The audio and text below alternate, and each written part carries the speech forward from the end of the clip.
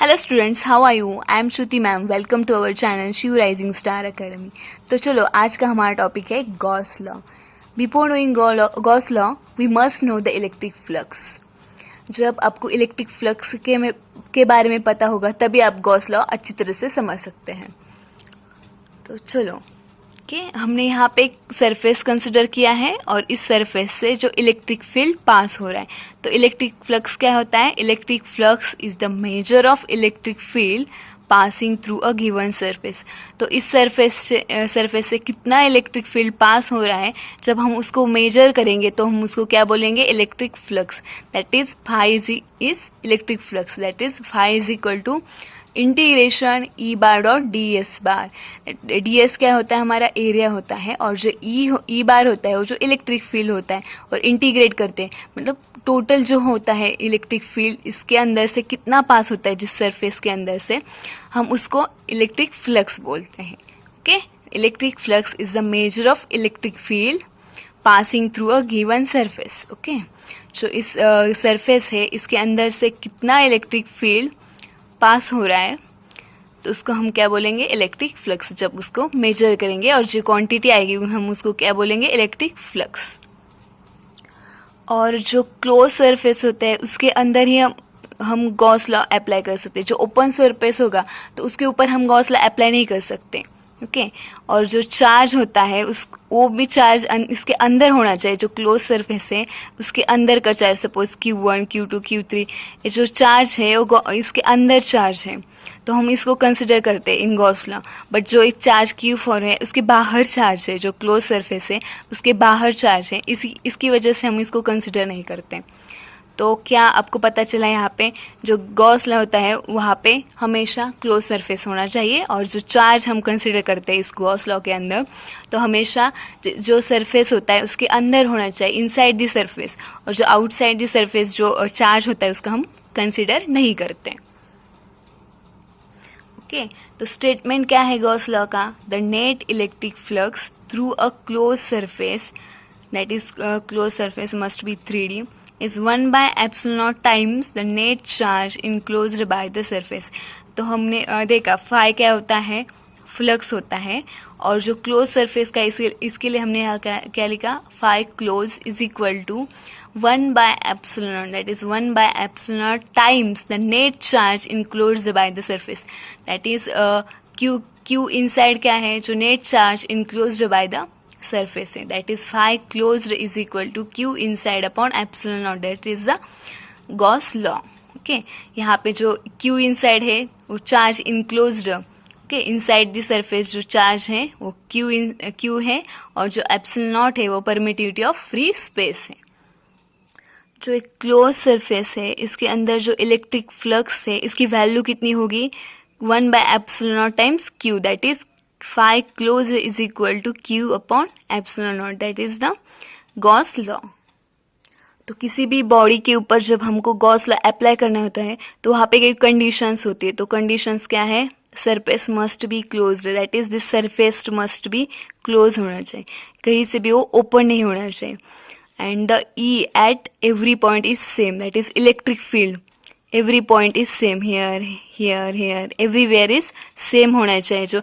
जो सरफेस है इसके अंदर जो इलेक्ट्रिक फील्ड है जो each and every point same होना चाहिए. और जो theta at every point is symmetrical. जो इलेक्ट्रिक फील्ड और एरिया वेक्टर के बीच जो एंगल होने वाला है वो भी एवरी टाइम और एवरी पॉइंट यहाँ पे जो थीटा और इलेक्ट्रिक फील्ड के अंदर जो एंगल होगा वो सेम होना चाहिए. यहाँ पे जितना होगा यहाँ पे उतना ही होना चाहिए, यहाँ पे भी उतना होना चाहिए. तो ये 3 कंडीशंस है इसके लिए. तो चलो हम गॉस थ्योरम का प्रूफ देखते हैं from Coulomb's law. Okay, from Coulomb's law हम इसको प्रूव करेंगे. Okay, phi is equal to Q upon epsilon not, ये हम प्रूव करेंगे फ्रॉम कुलम्स लॉ. तो चलो, हमने एक स्पेयर कंसिडर किया और इस स्पेयर के अंदर जो चार्ज है वो Q है, स्पेयर की रेडियस R है, और हमने यहाँ पे एक small area element ds consider किया. वहाँ पे जो चार्ज है वहाँ पे चार्ज Q0 है, और जब हम इलेक्ट्रिक फील्ड यहाँ से पास हो रही तो इलेक्ट्रिक फील्ड की डायरेक्शन क्या होगी? इस डायरेक्शन, ओके, आउटवर्ड होगी. क्योंकि ये चार्ज पॉजिटिव है और इलेक्ट्रिक फील्ड हमेशा यहाँ पे आउटवर्ड होगी।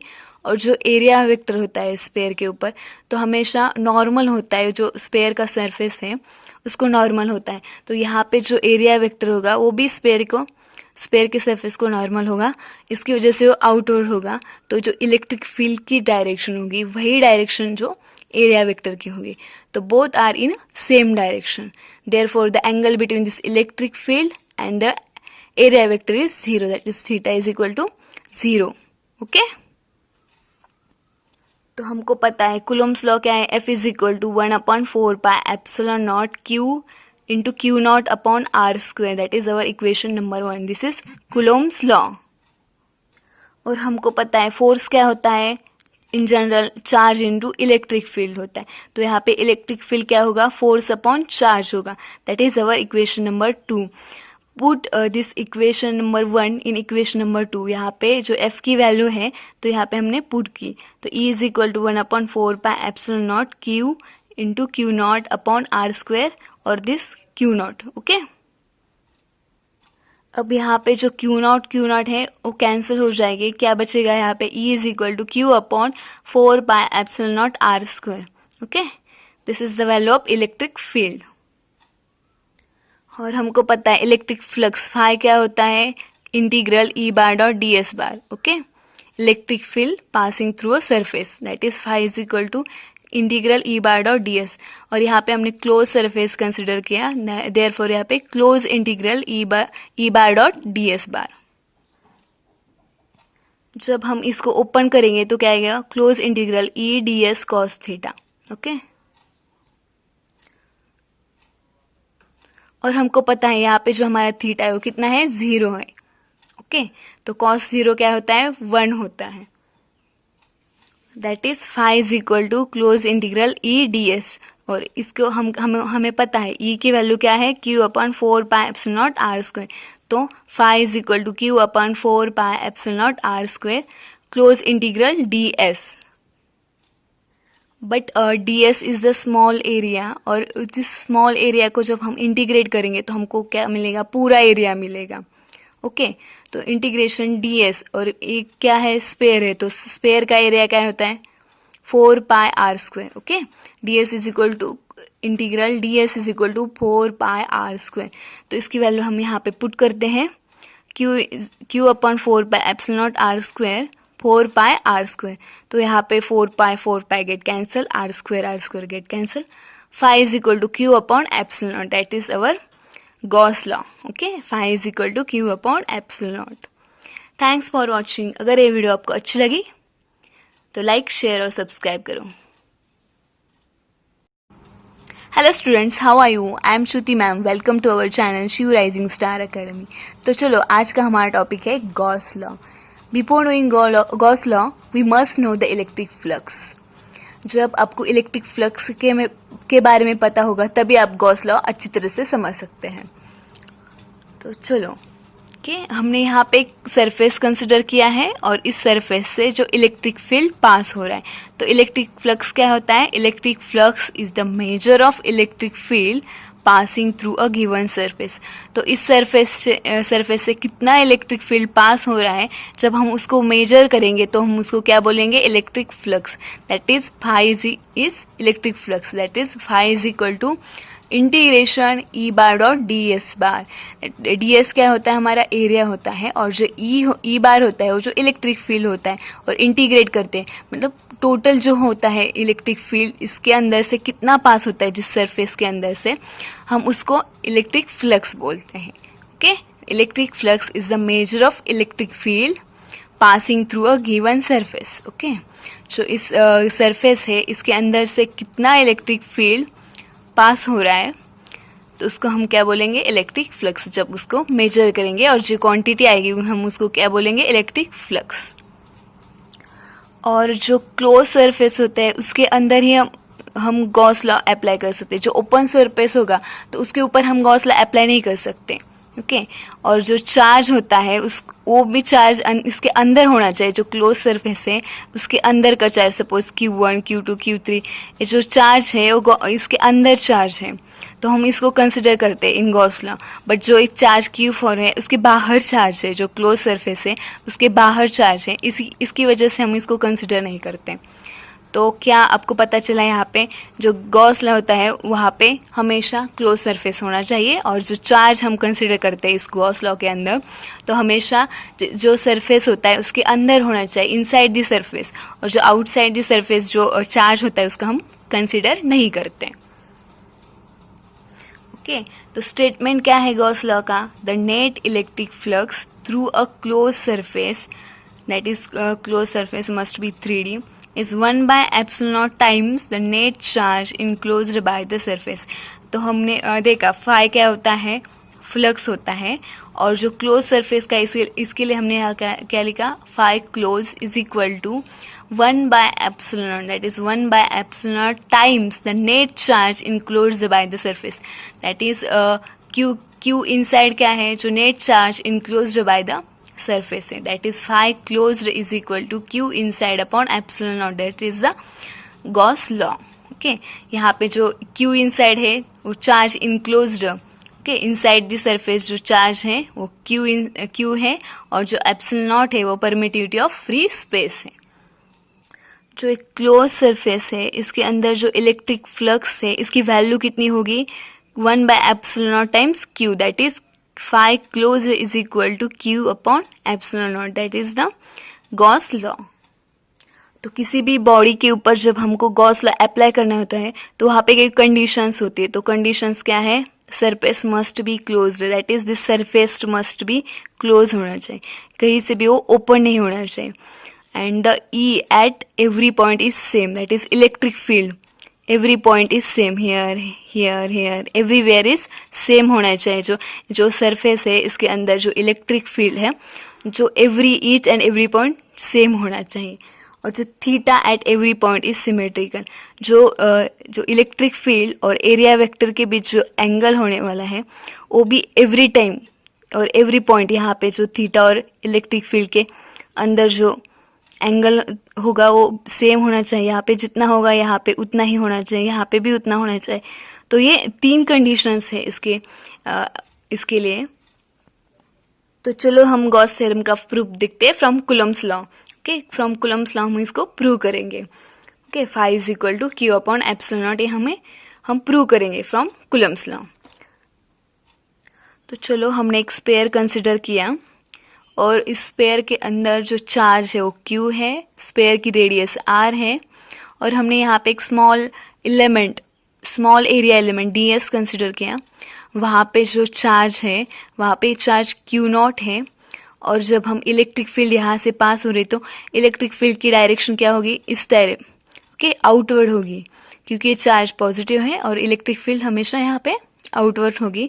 और जो एरिया वेक्टर होता है स्पेयर के ऊपर तो हमेशा नॉर्मल होता है, जो स्पेयर का सरफेस है उसको नॉर्मल होता है, तो यहाँ पे जो एरिया वेक्टर होगा वो भी स्पेयर के सरफेस को नॉर्मल होगा, इसकी वजह से वो आउटवर्ड होगा।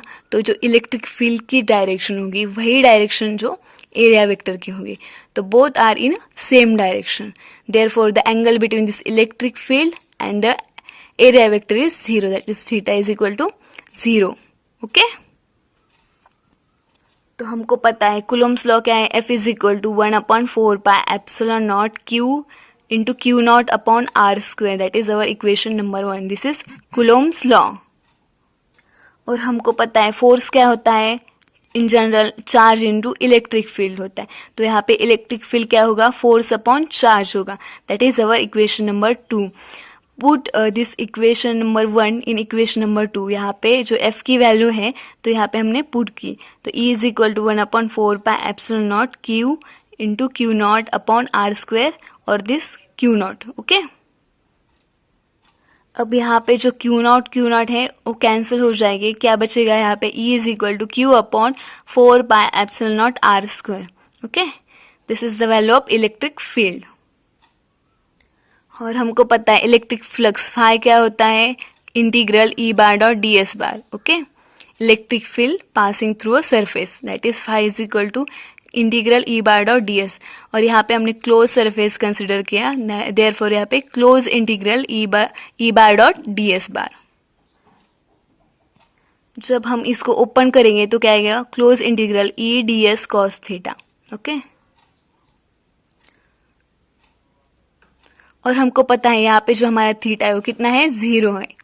ओके, तो कॉस 0 क्या होता है, 1 होता है।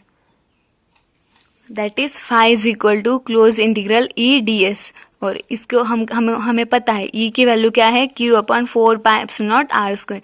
तो phi is equal to Q upon 4 pi epsilon naught R square close integral D S.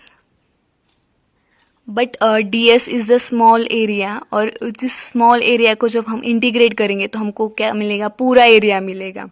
Okay, तो इंटीग्रेशन डी एस, और एक क्या है, स्पेयर है, तो स्पेयर का एरिया क्या होता है, 4 pi R square. Okay, D S is equal to integral D S is equal to 4 pi R square.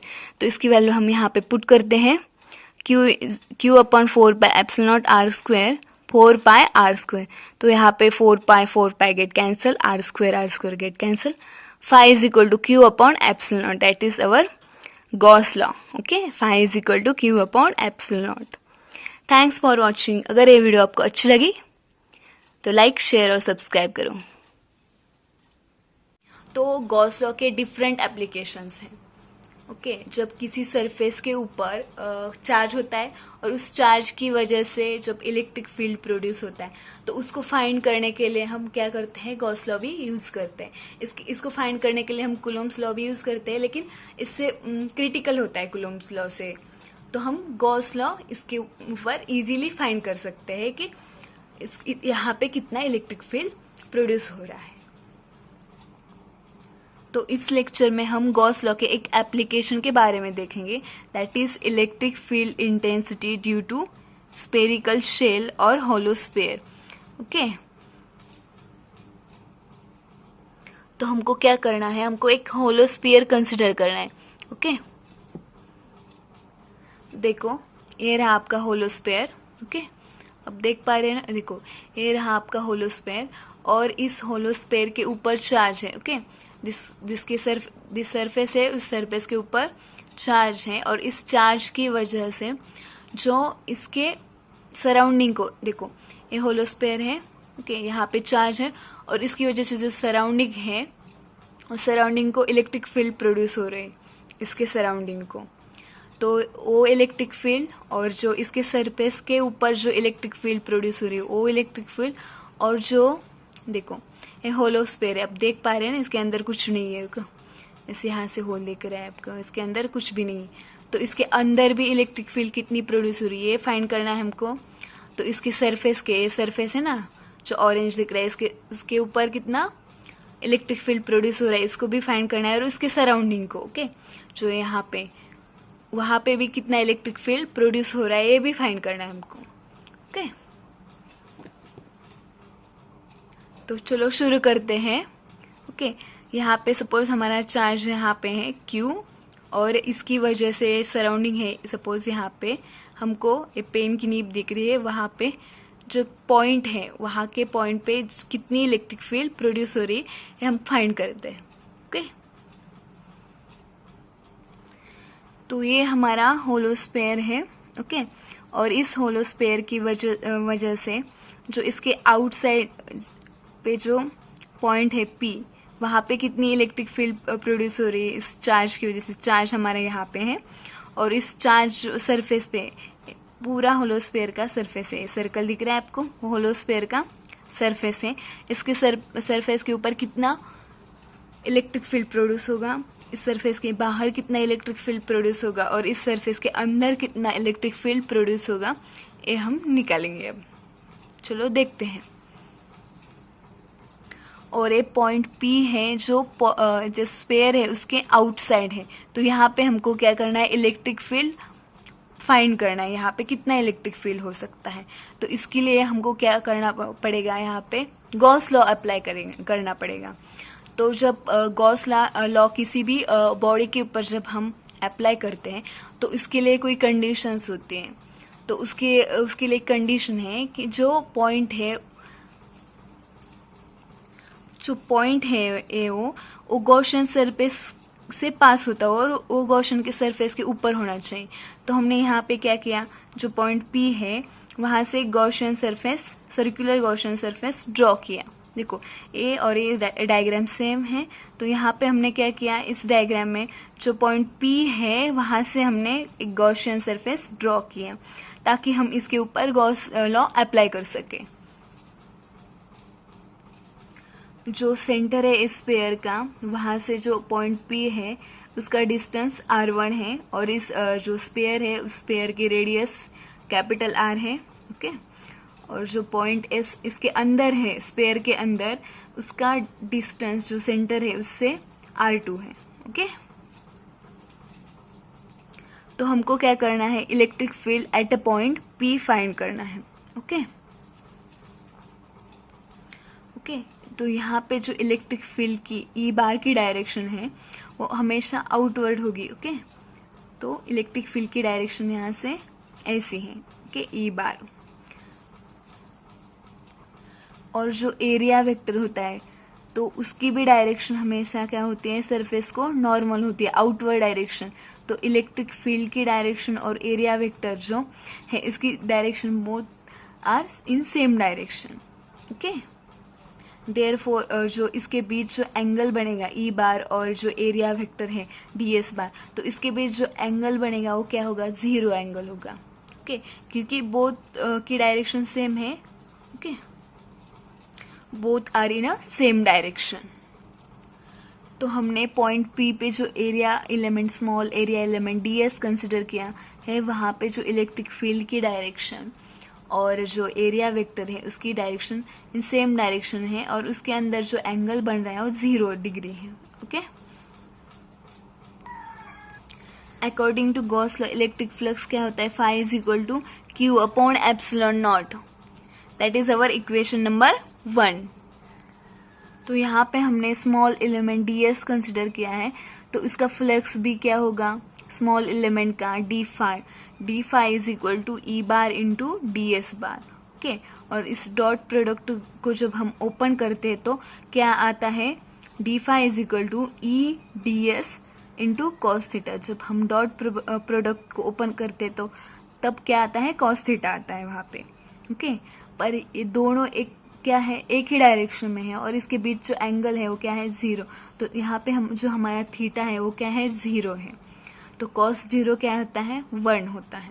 तो यहाँ पे क्या होगा, 1। That is D phi is equal to E ds। Okay, तो ये हुआ स्मॉल एलिमेंट का ds, जो स्मॉल एलिमेंट हमने कंसिडर किया है। तो ये इसका फ्लक्स है। जब हमको इस होल जो सरफेस है इसका फ्लक्स फाइंड करना है, ओके, तो हम क्या करेंगे, इसको इंटीग्रेट करेंगे। That is integration D phi is equal to integration A ds। जब हम डी फाई को इंटीग्रेट करेंगे तो क्या आ जाएगा, फाई इज इक्वल टू, और ये क्या है, क्लोज लूप है तो इसके लिए क्लोज इंटीग्रल ई ds। तो और हमको पता है अकॉर्डिंग टू गॉस लॉ क्या होता है, phi is equal to Q upon epsilon naught. तो यहाँ पे हमने फाई की जगह क्यू अपॉन एप्सिलॉन नॉट रखा। That is Q upon epsilon naught is equal to close integral E ds। Okay, तो Q upon epsilon naught is equal to जो E है वो यहाँ पे कांस्टेंट है, इसी वजह से इसको हमने बाहर निकाला, close integral ds। Okay, that is Q upon epsilon naught E is equal to close integral ds। तो ये क्या है, स्क्वायर है, और जो स्क्वायर का सरफेस एरिया होता है वो कितना होता है, 4 पाई r स्क्वायर। तो यहाँ पे जो हमारा डिस्टेंस है r कितना है, r1 है। तो इसकी वजह से e इंटू 4 पाई r1 स्क्वायर। ओके, तो हमको e फाइंड करना है तो इसको इधर ले जाते हैं। e outside is equal to 1/4 pi epsilon not q upon r1 square. That is our electric field outside the sphere. That is 1/4 pi epsilon naught q upon r1 square. Okay? तो यहाँ पे इस पॉइंट P पे जो sphere के outside है, यहाँ पे जो कितनी इलेक्ट्रिक फील्ड प्रोड्यूस होती है because of the charge, sphere के ऊपर जो चार्ज है इसकी वजह से यहाँ पे जो इलेक्ट्रिक फील्ड प्रोड्यूस होती है इसको हमने फाइंड किया, वो कितनी आई, E outside is equal to 1/4πε0 Q/r1². That is r1 is the distance between the origin of the sphere and this point P. Okay, अब हमको क्या करना है, इसके स्पेयर के सरफेस के ऊपर इस पॉइंट Q यहाँ पे इलेक्ट्रिक फील्ड कितनी प्रोड्यूस होती है ये हमें फाइंड करना है.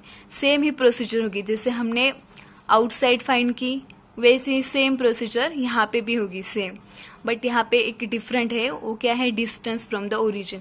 जो इस पॉइंट P का डिस्टेंस डिफरेंट था, दैट इज r1 था. इस पॉइंट P का फ्रॉम ओरिजिन r1 था, और जो पॉइंट Q है उसका डिस्टेंस फ्रॉम ओरिजिन कितना है, r. तो सिर्फ डिस्टेंस का ही चेंज होगा इसके, तो बाकी सेम ही होगी.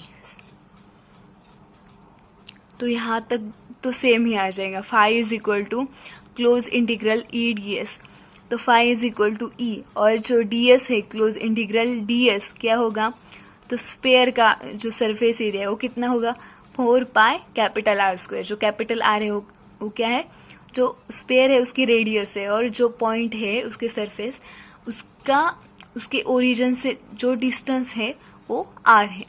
तो phi is equal to E into 4πR². तो हमको क्या फाइंड करना है, E फाइंड करना है, और जो फाई होता है उसकी वैल्यू क्या होती है, Q/ε according to Gauss law. तो हम इसको अरेंज करते हैं और क्या आता है फाइनली हमको, E सरफेस, जो सरफेस पे इलेक्ट्रिक फील्ड होती है वो E surface is equal to 1/4πε0 Q/R². Okay, आई बात समझ में बच्चों. तो यहाँ पे हमको क्या करना है, कंपेयर करना है जो आउटसाइड है और जो सरफेस है, इसके बीच तो क्या है 1/4πε0 1/4πε0, both are same. Okay, constant है वो सेम है, जो चार्ज है वो भी सेम है Q, बट डिफरेंट क्या है, जो उसका डिस्टेंस है, जो पॉइंट का डिस्टेंस है फ्रॉम ओरिजिन, जो स्पेयर है उसके ओरिजिन से, दैट इज r1 जो आउटसाइड है, और जो सरफेस के ऊपर है तो उसका डिस्टेंस क्या है, r. तो यहाँ पे सिर्फ डिस्टेंस का चेंज होता है दोनों फॉर्मूले के बीच में, बाकी सब सेम होता है.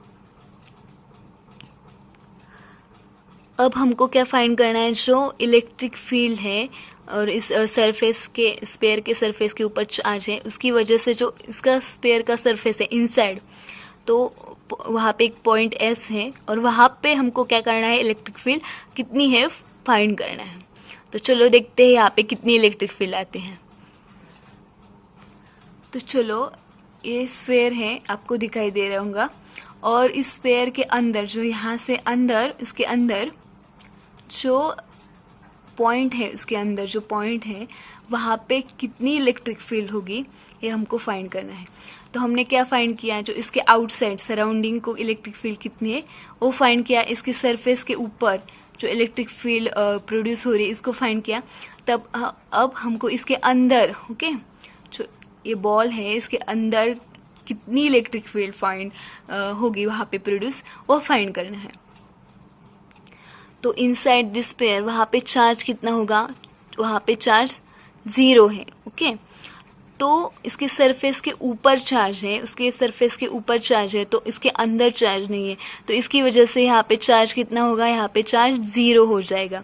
तो जब वहाँ चार्ज ही नहीं होगा तो अब हमारा फ्लक्स क्या होता है, Q/ε0. जब यहाँ पे हमारा Q ही 0 आ जाएगा तो हमारा फ्लक्स क्या होगा, ऑटोमेटिक फ्लक्स 0 हो जाएगा. और जब फ्लक्स 0 होता है तो वहाँ पे तो इलेक्ट्रिक फील्ड जो है ऑटोमेटिक 0 हो जाएगी. चार्ज 0 है, इसकी वजह से यहाँ पे फ्लक्स 0 है, और जब फ्लक्स 0 है इसकी वजह से यहाँ पे इलेक्ट्रिक फील्ड 0 हो जाएगी. तो जो सरफेस है, जो होलोस्फेयर है, इसके अंदर का जो पार्ट है वहाँ पे इलेक्ट्रिक फील्ड 0 होती है. मीन्स वहाँ पे कोई इलेक्ट्रिक फील्ड नहीं होती, सिर्फ इसके जो सरफेस पे और जो आउटसाइड है सरफेस के सराउंडिंग वहाँ पे इलेक्ट्रिक फील्ड प्रोड्यूस होती है. तो आई बात समझ में. अगर ये वीडियो आपकी अच्छी लगी तो लाइक, शेयर और सब्सक्राइब करो. इस calculation of electric field intensity due to an infinitely long straight charge wire. Okay. Infinitely long straight charge wire की वजह से जो इलेक्ट्रिक फील्ड प्रोड्यूस होगी इसको हम फाइंड करेंगे गॉस लॉ अप्लाई करके। तो हमारे पास एक पॉजिटिवली चार्ज वायर है और इसकी वजह से जो इलेक्ट्रिक फील्ड प्रोड्यूस होगी उसको हम फाइंड करेंगे और उसको कैलकुलेट करेंगे। जब चार्ज डिस्ट्रीब्यूशन किसी लेंथ के ऊपर होता है तब हम टोटल चार्ज कंसेप्ट नहीं यूज करते, हम चार्ज पर यूनिट लेंथ, जो यूनिट लेंथ के लिए कितना चार्ज अवेलेबल है, यहाँ पे जो यूनिट लेंथ में कितना चार्ज अवेलेबल है उसको पर चार्ज पर यूनिट लेंथ कहते हैं और वही टर्म हम यहाँ पे यूज करते हैं, charge per unit length. Okay. और चार्ज पर यूनिट लेंथ के लिए जो सिंबल होता है वो लैम्बडा होता है और उसको हम लीनियर चार्ज डेंसिटी कहते हैं, that is lambda is linear charge density. तो हमारे इन्फिनाइटली लॉन्ग स्ट्रेट वायर है पर पेपर पे हमने इसका इतना ही पार्ट लिया है और इस वायर की वजह से जो इसके सराउंडिंग को इलेक्ट्रिक फील्ड प्रोड्यूस होगा इसको हम फाइंड करते हैं। यहाँ पे इसके सराउंडिंग को कितना इलेक्ट्रिक फील्ड प्रोड्यूस होगा इसको हम फाइंड करते हैं। तो यहाँ पे इलेक्ट्रिक फील्ड फाइंड करने के लिए हमको गॉस लॉ अप्लाई करना पड़ेगा और जब हम गॉस लॉ अप्लाई करते हैं तब हमको गॉसियन सरफेस ड्रॉ करना पड़ता है और गॉसियन सरफेस की कंडीशन है कि वो सरफेस सिमेट्रिक होना चाहिए। तो यहाँ पे स्ट्रेट वायर के लिए सबसे बेस्ट गॉसियन सरफेस सिलेंडर होता है। जब हम cylinder as a Gaussian surface draw करते हैं तो जो गॉसियन सरफेस के ऊपर जो पॉइंट्स होते हैं यहाँ पे सब जगह वो सेम डिस्टेंस पे होते हैं फ्रॉम द स्ट्रेट सिलेंड्रिकल और स्ट्रेट वायर, जो वायर है वहाँ से सेम डिस्टेंस पे होते हैं। यहाँ पे जब ड्रॉ किया तो यहाँ पे सेम डिस्टेंस, यहाँ पे भी जब सरफेस पे पॉइंट लिया तो वो भी जो स्ट्रेट वायर है उससे सेम डिस्टेंस पे, यहाँ पे भी जब हम पॉइंट लेते हैं तो वो भी सेम डिस्टेंस पे है। तो Gaussian surface cylinder is the best for the infinitely long straight charge wire. और यहाँ पे हमारा जो लैम्बडा है वो चार्ज पर यूनिट लेंथ है, that is lambda is equal to Q upon L, charge per unit length. Per unit length पे कितना चार्ज प्रेजेंट है ये हमारा लैम्बडा है, लीनियर चार्ज डेंसिटी।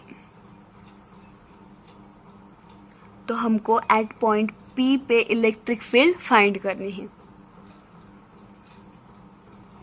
तो यहाँ पे हम गॉस लॉ अप्लाई करेंगे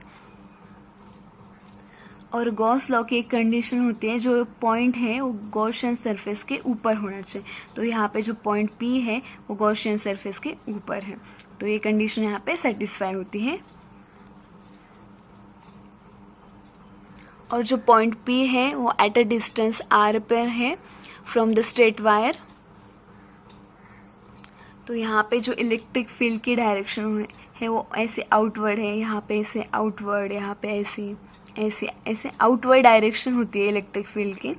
और जो ये हमने small area element DS consider किया है तो इसकी भी जो डायरेक्शन है वो भी आउटवर्ड होती है। जो एरिया की डायरेक्शन होती है तो सरफेस को हमेशा नॉर्मल होती है और इसकी डायरेक्शन भी आउटवर्ड होती है। सो जो इलेक्ट्रिक फील्ड की डायरेक्शन है वही डायरेक्शन एरिया एलिमेंट की है, बोथ की डायरेक्शन सेम है। इसकी वजह से जो इनके बीच जो इलेक्ट्रिक फील्ड और जो एरिया है इसके बीच जो एंगल बढ़ेगा उस एंगल होगा क्या होगा, 0 डिग्री एंगल होगा। Okay. On a curve surface, जब कर्व सरफेस पे इलेक्ट्रिक फील्ड और एरिया वेक्टर जो नॉर्मल एक दूसरे को पैरेलल है तो इसके बीच जो एंगल होगा वो क्या होगा, 0 डिग्री होगा। जो है टॉप का सरफेस है वहाँ पे जो इलेक्ट्रिक फील्ड की डायरेक्शन है तो इसकी डायरेक्शन आउटवर्ड होगी और जो यहाँ पे जो एरिया की डायरेक्शन है एरिया वेक्टर, तो यहाँ पे एरिया वेक्टर हमेशा नॉर्मल होता है, जो सरफेस है उससे नॉर्मल होता है। तो यहाँ से वो आउटवर्ड डायरेक्शन होगी। तो जो इलेक्ट्रिक फील्ड है और जो एरिया वेक्टर है इसके बीच जो एंगल बनता है वो 90 डिग्री बनता है, अपर टॉप पे और बॉटम के टॉप पर भी वैसा ही होता है। जो एरिया वेक्टर और जो इलेक्ट्रिक फील्ड है इन दोनों के बीच 90 डिग्री एंगल होता है। ओके। और जो कर्व सरफेस है वहाँ पे जो एरिया वेक्टर और इलेक्ट्रिक फील्ड है इन दोनों के बीच जो एंगल बनता है वो 0 डिग्री होता है, because both are in same direction और यहाँ पे जो एक दूसरे को परपेंडिकुलर डायरेक्शन में होते हैं। जो total electric field due to a Gaussian surface है वो E close integral E bar dot D S bar. Okay, जो गॉसियन सरफेस की वजह से जो इलेक्ट्रिक फील्ड है वो क्या है, close integral E bar dot D S bar. Okay, ये total integral total electric field है। ओके, तो जब हम इसको डॉट प्रोडक्ट को ओपन करेंगे तो क्या होगा, close integral E D S cos theta. तो यहाँ पे जो 3 सरफेस है 1, 2 और 3, ये तीनों सरफेस का इलेक्ट्रिक फील्ड जब ऐड होगा तब वो वहाँ जाके वो टोटल इलेक्ट्रिक फील्ड बनेगा, that is close integral E bar dot D S bar because of the curve surface, top flat surface और बॉटम फ्लैट सरफेस। ओके, ये हमारा कर्व सरफेस है, ये टॉप फ्लैट सरफेस है और ये बॉटम फ्लैट सरफेस है। इन तीनों का इलेक्ट्रिक फील्ड जब ऐड होगा तब हमको क्या मिलेगा, टोटल इलेक्ट्रिक फील्ड। यहाँ पे electric field E D S cos theta due to a curve surface plus electric field due to a top flat. Okay, इसकी वजह से E D S cos theta plus electric integration E D S cos theta due to a bottom flat. तो यहाँ पे जब curve surface है वहाँ पे थीटा की वैल्यू 0 है और कॉस 0 क्या होता है 1, इसकी वजह से integral E D S that is E हमने आउटसाइड लिया इंटीग्रेशन डी एस। जब हम टॉप फ्लैट सरफेस कंसिडर करेंगे वहाँ पे जो थीटा की वैल्यू है 90 डिग्री है और कॉस 90 क्या होता है 0 होता है। यहाँ पे भी जब हम बॉटम फ्लैट सरफेस कंसिडर करेंगे वहाँ पे थीटा क्या है 90 डिग्री, तो कॉस 90 क्या होता है यहाँ पे भी 0, तो ये दोनों क्या हो जाएंगे 0 हो जाएंगे, that is E integration D S plus 0 plus 0। Okay, और हमको पता है curve surface area of cylinder क्या होता है 2 पाई आर एच।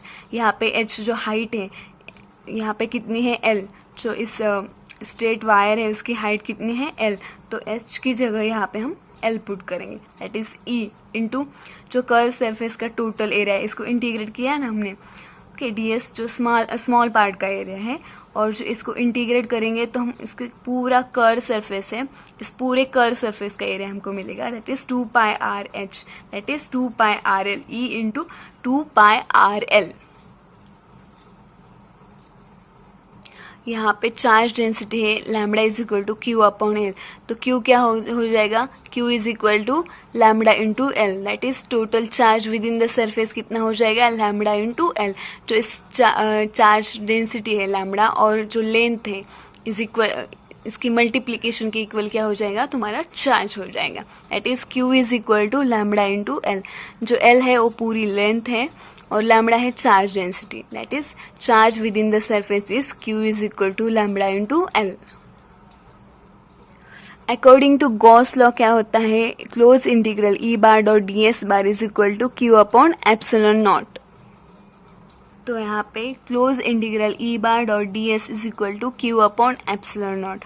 तो इस डॉट प्रोडक्ट को हम ओपन करते हैं E D S into cos theta. जब हम डॉट प्रोडक्ट को ओपन करते हैं तब कॉस थीटा आता है, दैट इज इस ई को इंटीग्रेशन के बाहर लिखा, E integration D S cos theta is equal to Q upon epsilon naught. और E integration D S cos theta की वैल्यू वहाँ पे कितनी है 0 है, इसकी वजह से कॉस 0 क्या होता है 1 होता है। Integral A D S curve surface पे जो थीटा है वो 0, इसकी वजह से इसकी वैल्यू क्या है 1, cos 0 is 1, that is E integration D S is equal to Q upon epsilon naught. अब हमने क्यू की वैल्यू फाइंड की है, कितनी आई है लैम्बडा इंटू एल। ओके, हमने देखी थी क्यू की value lambda into L, that is E into और इसकी ई और जो इंटीग्रल 2s है इसकी जो इंटीग्रेशन डी एस की वैल्यू क्या है 2 पाई आर एल। तो यहाँ पे हमने इसको पुट की a into 2 pi R L into lambda L upon epsilon naught. तो यहाँ पे हम e की वैल्यू फाइंड करते हैं, तो e is equal to lambda जो एल यहाँ पे भी है और एल यहाँ पे भी है, तो इसको कैंसिल होता है यहाँ पे का। तो यहाँ पे जो इंटीग्रेशन ds है इसकी जगह हमने 2πrl पुट किया, तो हमें पता है यहाँ पे कैसे आया, integral E bar dot D S is equal to Q upon epsilon naught. जब हम इस डॉट प्रोडक्ट को ओपन करते हैं तब वहाँ पे कॉस थीटा आता है। तो ई को हम इंटीग्रेशन के बाहर लेते हैं, integration D S cos theta is equal to Q upon epsilon naught. और जो इंटीग्रेशन डी कॉस थीटा है यहाँ पे वो इसकी वैल्यू 1 है, बिकॉज थीटा यहाँ पे 0 है, इसकी वजह से cos theta is equal to 1। तो यहाँ पे E integration D S is equal to Q upon epsilon naught. तो integration D S for a curve surface 2πrl है, that is E into 2πrl is equal to Q की value हमने find की, that is lambda into L upon epsilon naught. यहाँ पे भी L है, यहाँ पे भी एल है, इस बोथ एल को हम कैंसिल करते हैं, यहाँ पे भी है, यहाँ पे भी है, इसकी वजह से कैंसिल होता है। और E is equal to lambda upon जो 2πr into epsilon naught, that is E is equal to lambda upon 2π epsilon naught into R. That is हम इसको ऐसे भी लिख सकते हैं, E is equal to 1 upon 2π epsilon naught lambda upon R. Okay, और जब हम इसको 2 से मल्टीप्लाई करेंगे और 2 से डिवाइड करेंगे तो इसके बीच कोई फर्क नहीं पड़ने वाला, तो हम इसको 2 से मल्टीप्लाई और 2 से डिवाइड करते हैं, that is E is equal to 2 upon 2 into 1 upon 2π epsilon naught lambda upon are.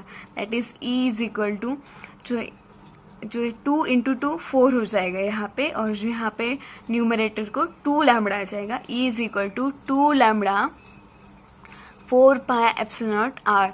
तो हम इसको ऐसे सेपरेट करके लिख सकते हैं, E is equal to 1 upon 4π epsilon naught 2 lambda upon R, that is in the form of Gauss law. Okay, और in the form of Coulomb's law हम ऐसे भी लिख सकते हैं, E is equal to 1 upon 4π epsilon naught 2 lambda upon R, that is the electric field due to a infinitely long straight wire.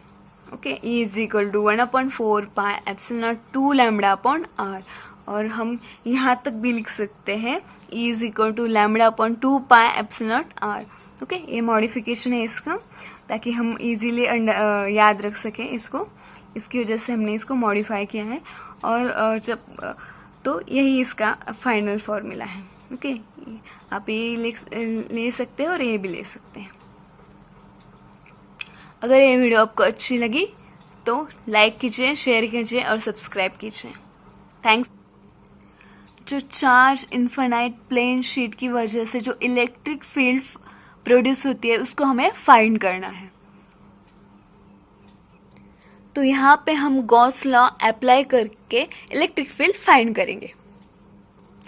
तो हम consider करते हैं कि हमारे पास एक चार्ज प्लेन शीट है और इसकी वजह से जो इसके सराउंडिंग को, सपोज ये हमारी प्लेन शीट है और इसकी वजह से जो इसके सराउंडिंग को यहाँ पे और यहाँ पे इसके सराउंडिंग को जो इलेक्ट्रिक फील्ड प्रोड्यूस होती है इसे हमें फाइंड करना है। जो आपको डायग्राम में प्लेन शीट दिखाई दे रहा है वैसे ही ये प्लेन शीट है, और जो इसकी वजह से जो plane sheet, charge plane sheet की वजह से इसके सराउंडिंग को जब इलेक्ट्रिक फील्ड प्रोड्यूस होता है तो वो कितना होता है उसे हम फाइंड करेंगे। तो गॉस लॉ अप्लाई करके हमें फाइंड करेंगे।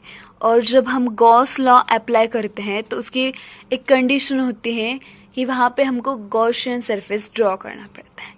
तो इसकी वजह से जो सिलेंडर दिखाई दे रहा है ना, ओके, ये सिलेंडर आपको दिखाई दे रहा होगा डायग्राम में, ये हमने गॉसियन सरफेस ड्रॉ किया। यहाँ पे जो सिलेंडर है वो गॉसियन सरफेस है, मीन्स यहाँ पे जो सिलिंड्रिकल सरफेस है वो गॉसियन सरफेस है। ओके,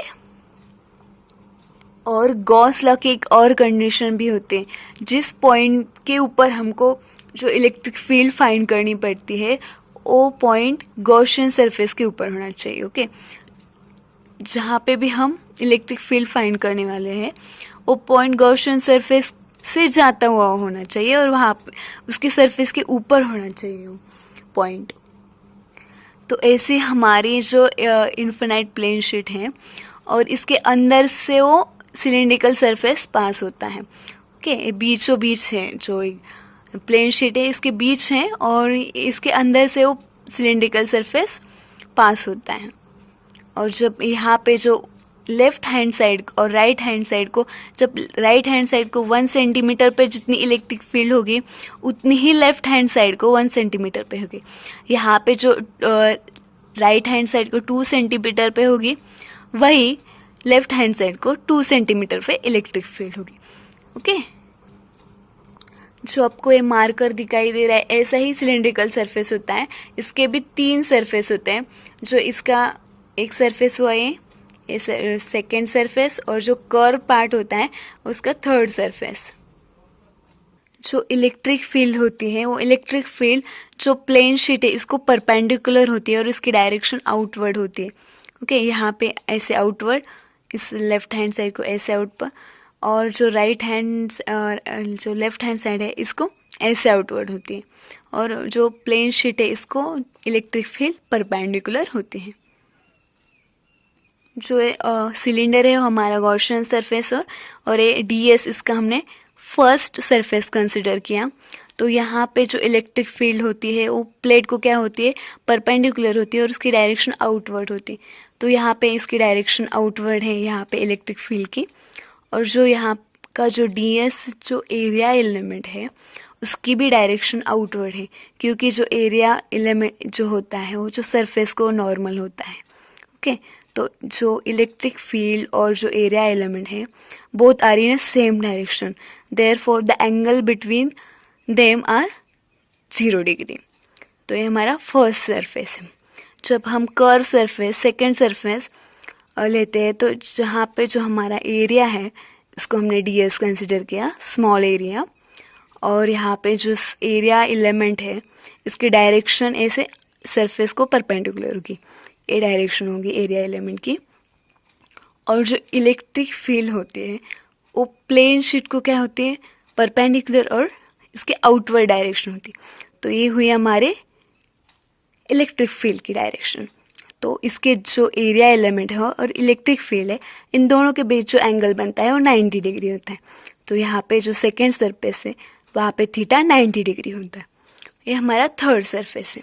यहाँ पे भी हमने जो एरिया है इसको डीएस कंसिडर किया, और जो इलेक्ट्रिक फील्ड है इसकी डायरेक्शन आउटवर्ड है, जो एरिया एलिमेंट है इसकी डायरेक्शन भी आउटवर्ड है, और इन दोनों के बीच जो एंगल बनता है वो 0 डिग्री होता है। तो हमने तीनों पॉइंट गॉसियन सरफेस के ऊपर कंसिडर किए, फर्स्ट पॉइंट, सेकेंड और थर्ड पॉइंट। जो फर्स्ट पॉइंट है वहाँ पे जो हमें थीटा मिला है उसकी वैल्यू 0 डिग्री है। सेकेंड पॉइंट है वहाँ पे जो थीटा मिला है वहाँ वो 90 डिग्री है, और जो थर्ड पॉइंट है वहाँ पे जो हमें थीटा मिला है वो 0 डिग्री है। तो हमारा टोटल फ्लक्स क्या होता है, क्लोज इंटीग्रल जो क्लोज गॉसियन सरफेस से close integral E bar dot D S bar is equal to integral E bar dot D S bar over the first surface plus integral E bar dot D S bar over the second surface plus integral E bar dot D S bar over the third surface. Okay, तो यहाँ पे जब dot product आता है तो वहाँ पे cos theta आता है। ओके, तो यहाँ पे close integral E bar dot D S is equal to integral first part surface के ऊपर जो थीटा है वो 0 डिग्री है, E D S cos theta, plus जो सेकेंड सरफेस है उसके ऊपर जो थीटा है वो 90 डिग्री है, integral E D S cos theta, और जो थर्ड सरफेस है वहाँ पे जो थीटा है वो 0 डिग्री है, E D S cos theta. Okay, अब जो सेकेंड सरफेस है वहाँ पे थीटा 90 है और कॉस 90 क्या होता है, 0 होता है।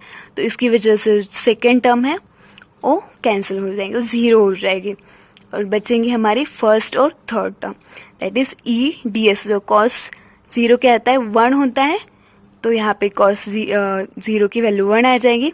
Integral first over the first part E D S plus integral over the third part E D S. तो यहाँ पे close integral E bar dot D S bar is equal to, हम यहाँ पे ई को बाहर निकालते E integral D S plus E integral D S, but यहाँ पे जो ds है स्मॉल एरिया है, और जब स्मॉल एरिया का इंटीग्रेशन लेते हैं तो हमको पूरा एरिया मिलता है, that is a, that is E A plus यहाँ पे भी जो इंटीग्रल ds है वो पूरा एरिया मिलेगा a, that is E A plus E A, that is twice E A, that is integral e bar dot ds bar is equal to twice ea, that is our equation number first.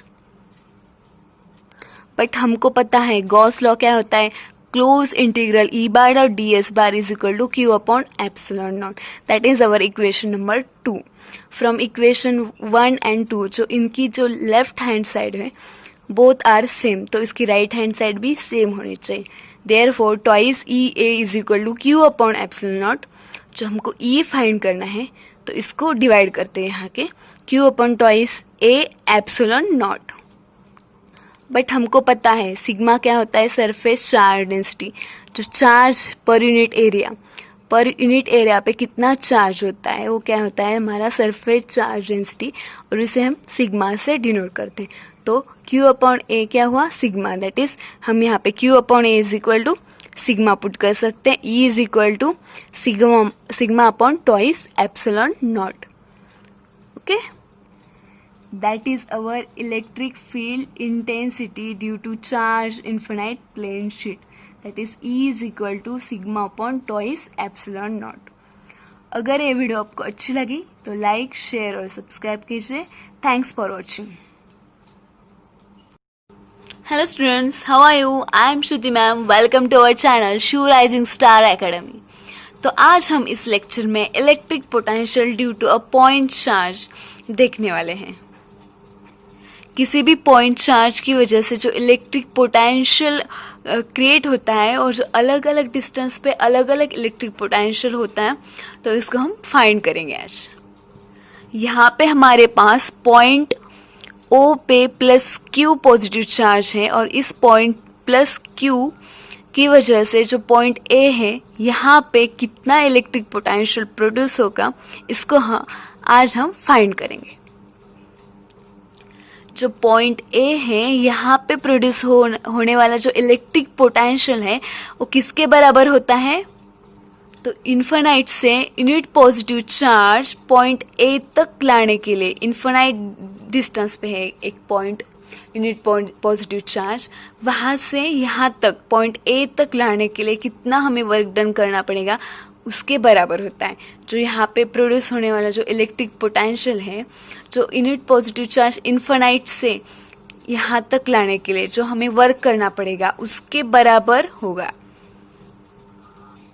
That is, electric potential is the amount of work needed to move a unit positive charge from infinite to a point in the electric field without acceleration.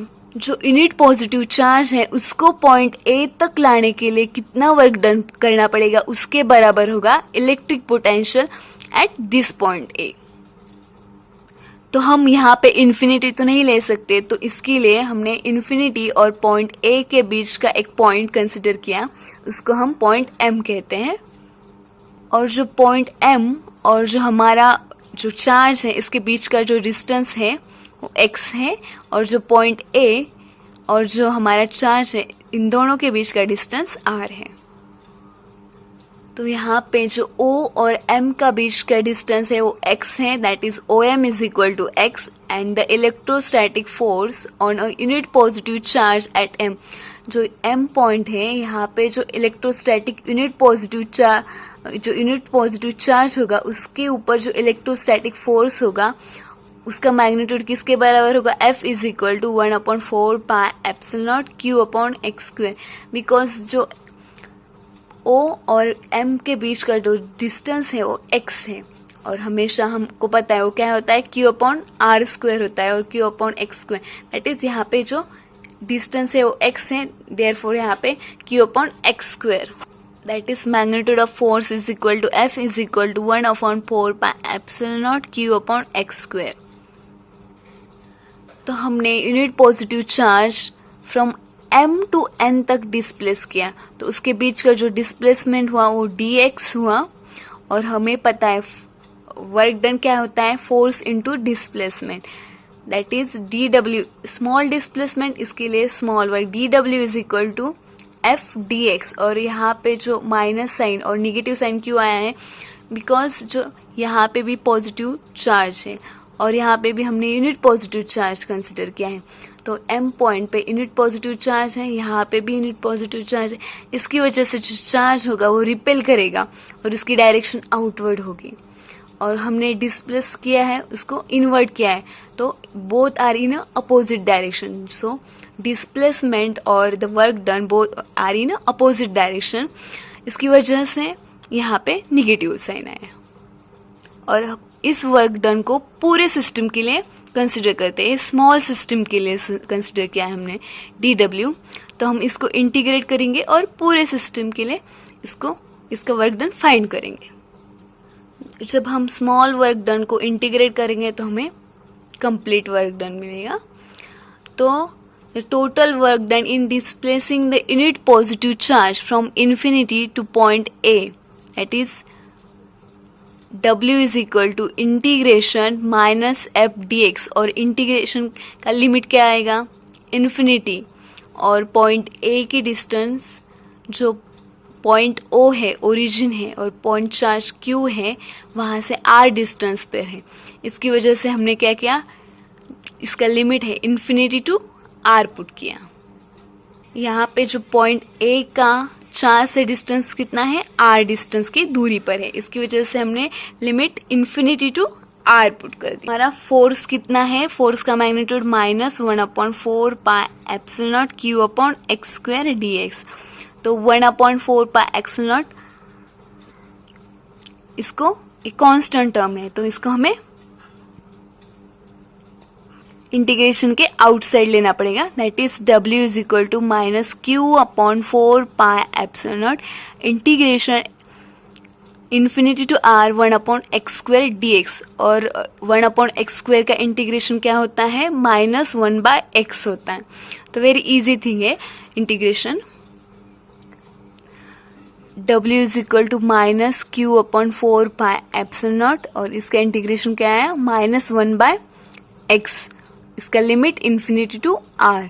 तो यहाँ पे भी negative sign है, यहाँ पे भी negative sign, negative negative both positive हो जाएगा। तो W is equal to Q/4 pi epsilon naught 1/x, इसका लिमिट इन्फिनिटी टू R। तो हमेशा हम अपर लिमिट पहले पुट करते हैं, that is W is equal to Q/4 pi epsilon naught 1/R -1/इन्फिनिटी, और 1/इन्फिनिटी और 2/इन्फिनिटी 3, किसी भी चीज को जो डिनोमिनेटर होता है वो इन्फिनिटी होता है, तो क्या होता है, वो 0 होता है। तो यहाँ पे 1/इन्फिनिटी क्या होता है, 0 होता है। तो यहाँ पे जो आ जाएगा work done is equal to Q/4 pi epsilon not R। तो इस वर्क डन के इक्वल क्या होगा, हमारा electrical potential at point A। इस लेक्चर में electric potential due to an electric dipole देखने वाले हैं। तो हमारे पास दो चार्जेस हैं, +Q charge and -Q charge, +Q charge at point A and -Q charge at point B। और जो AB हमारा है इलेक्ट्रिक डायपोल, और जो लाइन इस दोनों के बीच से सेंटर से पास होती है CM, और इसको परपेंडिकुलर है, इसको हम इक्वेटर बोलते हैं। और जो पॉइंट C है इस लाइन पे इक्वेटर पे, तो उसका डिस्टेंस जो +Q चार्ज है वहाँ से R1 है, और उसका डिस्टेंस जो -Q चार्ज है वहाँ से R2 है। ओके, और ओरिजिन O से जो पॉइंट C है इसकी दूरी R है। तो आज हम इस +Q एंड -Q चार्ज की वजह से जो पॉइंट C है यहाँ पे कितना इलेक्ट्रिक पोटेंशियल प्रोड्यूस होता है, इसको हम फाइंड करने। तो we know that the dipole movement क्या होता है, P is equal to charge into the distance between the dipole, that is P is equal to Q into 2L। That is dipole distance कितना है, twice L, यहाँ तक L और यहाँ तक L, that is L + L twice L। That is dipole movement क्या हुआ यहाँ पे, P is equal to Q into twice L, that is P is equal to Q to L. Okay. The potential at point C due to this plus Q charge कितना है, V1 is equal to plus Q upon 4 pi epsilon naught R1, that is the distance between this plus Q charge and C is R1. That is our equation number 1. And the potential at point C due to minus Q charge is V2 is equal to minus Q upon 4 pi epsilon naught R2, that is the distance between C and the minus Q is R2. That is our equation number 2. And the total electric potential V is equal to V1 plus V2, that is V is equal to plus Q upon 4 pi epsilon naught R1 plus minus Q upon 4 pi epsilon naught R2. तो यहाँ पे plus यहाँ पे Q and 4 pi epsilon naught common है, तो इसको हम outside लेते हैं. V is equal to Q upon 4 pi epsilon naught 1 upon R1, minus sign यहाँ पे माइनस 1 अपॉन R2. तो हमें यहाँ पे R1 एंड R2 की वैल्यू फाइंड करनी है और इस इक्वेशन में पुट करनी है. तो AC की वैल्यू कितनी है यहाँ पे, AC is equal to R1, that is AC is equal to R1, but AC is approximately equal to NC. This NC, it is AC is approximately equal to NC, और AC कितना है R1 और NC की value कितनी है CN plus ON, that is NC is equal to जो OC की value है, it is this NC is equal to OC, this is O and this is C minus ON. okay, तो OC के यहाँ से जब हम ON माइनस करेंगे तो हमको NC की वैल्यू मिलेगी. तो हमें यहाँ पे OC की वैल्यू पता है, वो कितनी है R है, तो हमें यहाँ पे ON की वैल्यू फाइंड करनी पड़ेगी, और यहाँ से OC माइनस ON, तो हमें क्या मिलेगा NC.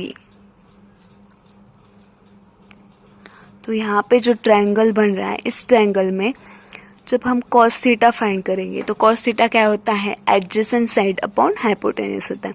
तो यहाँ पे जो राइट एंगल ट्रायंगल बन रहा है, तो this L is the hypotenuse value and this is the theta. तो cos थीटा क्या हो जाएगा, एडजेसेंट साइड.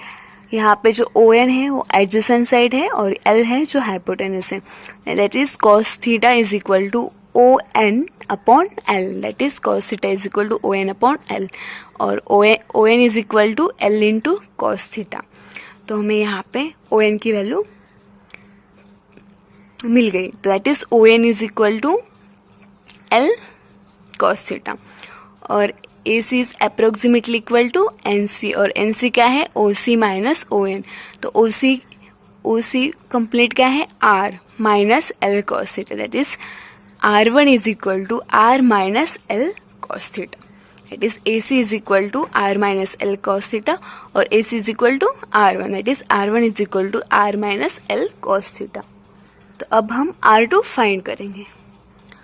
यहाँ पे जो BC है अप्रोक्सीमेटली इक्वल टू CM है, और जो BC इज इक्वल टू क्या है R2 है. इस ट्रायंगल में जब हम cos थीटा फाइंड करेंगे तो cos थीटा क्या आ जाएगा, adjacent side upon hypotenuse, that is cos theta is equal to OM upon L. Hypotenuse की वैल्यू यहाँ पे कितनी है L, that is cos theta is equal to OM upon L, that is OM is equal to L cos theta. तो हमें यहाँ पे OM की वैल्यू मिल गई, that is OM is equal to L cos theta, but BC is approximately equal to CM, और CM क्या है, CM is equal to OC plus OM. यहाँ पे देखो CM is equal to OC plus OM है. तो R2 is equal to OC plus OM, और OC की वैल्यू कितनी है R, और OM क्या है L cos theta, that is R2 is equal to R plus L cos theta. और इस वैल्यू को हम इस इक्वेशन में पुट करेंगे. V is equal to Q upon 4 pi epsilon naught in bracket 1/r1 minus 1/r2। और यहाँ पे हमने r1 और r2 की वैल्यू पुट की है। v is equal to q/4πε0 1/r minus l cos theta minus 1/r plus l cos theta bracket complete. तो यहाँ पे हम क्रॉस मल्टीप्लिकेशन करते हैं इन दोनों टर्म का। तो यहाँ पे जब क्रॉस मल्टीप्लिकेशन करते हैं तो यहाँ पे v is equal to q/4πε0 2l cos theta upon r square minus l square cos theta, यहाँ पे फाइनल टर्म आती है। तो v is equal to q/4πε0 twice l cos theta upon r square minus l square cos square theta. But dipole moment क्या होता है, p is equal to q into twice l। तो इस q into twice l की जगह हम p put कर सकते हैं। तो v is equal to p upon cos theta p into cos theta upon 4πε0 r square minus l square cos square theta. और एक्सिस पे थीटा की वैल्यू कितनी होती है, 0 होती है। तो cos 0 कितना होता है, 1 होता है। तो यहाँ पे हम v is equal to p cos 0 upon 4πε0 r square minus l square cos square 0, cos 0 यहाँ पे 1 आ जाएगा। तो v is equal to p upon 4πε0 r square minus l square. This is value on axis, this is the potential, electric potential on the axis. जब हम equator पे जाते हैं वहाँ पे जो थीटा होता है उसकी वैल्यू 90 डिग्री होती है और cos 90 कितना होता है, 0। अगर हम cos 90 यहाँ पे पुट करें तो इस जो इलेक्ट्रिक पोटेंशियल हो 0 हो जाएगा। तो on equatorial electric potential is 0।